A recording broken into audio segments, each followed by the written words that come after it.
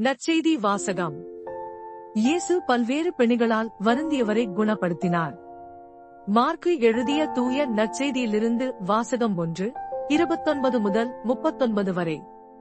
இயேசுவும் சீடர்களும் தொழுகை கூடத்தை விட்டு வெளியே வந்து யாக்கோபு, யோவானுடன் சீமோன், அந்திரேயா ஆகியோரின் வீட்டிற்குள் சென்றார்கள்.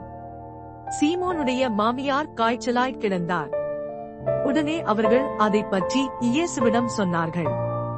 இயேசு அவரருகில் சென்று கையை பிடித்து அவரை தூக்கினார். காய்ச்சல் அவரை விட்டு நீங்கிற்று. அவர் அவர்களுக்கு பணிவிடை செய்தார். மாலை வேளையில் கதிரவன் மறையும் நேரத்தில் நோயாளர்கள், பேய் பிடித்தவர்கள் அனைவரையும் மக்கள் அவரிடம் கொண்டு வந்தார்கள். நகர் முழுவதும் வீட்டு வாயில் முன் கூடியிருந்தது. பல்வேறு பிணிகளால் வருந்திய பலரை அவர் குணப்படுத்தினார். பல பேய்களையும் ஓட்டினார். அந்த பேய்கள் அவரை அறிந்திருந்ததால் அவற்றை அவர் பேசவிடவில்லை.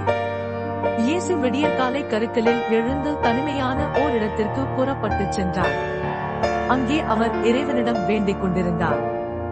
சீமோனும் அவருடன் இருந்தவர்களும் அவரை தேடிச் சென்றார்கள்.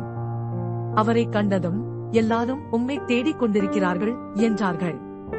அதற்கு அவர், நாம் அடுத்த ஊர்களுக்கு போவோம், வாருங்கள். அங்கும் நான் நற்செய்தியை பறைசாற்ற வேண்டும், ஏனெனில் இதற்காகவே நான் வந்திருக்கிறேன் என்று சொன்னார்.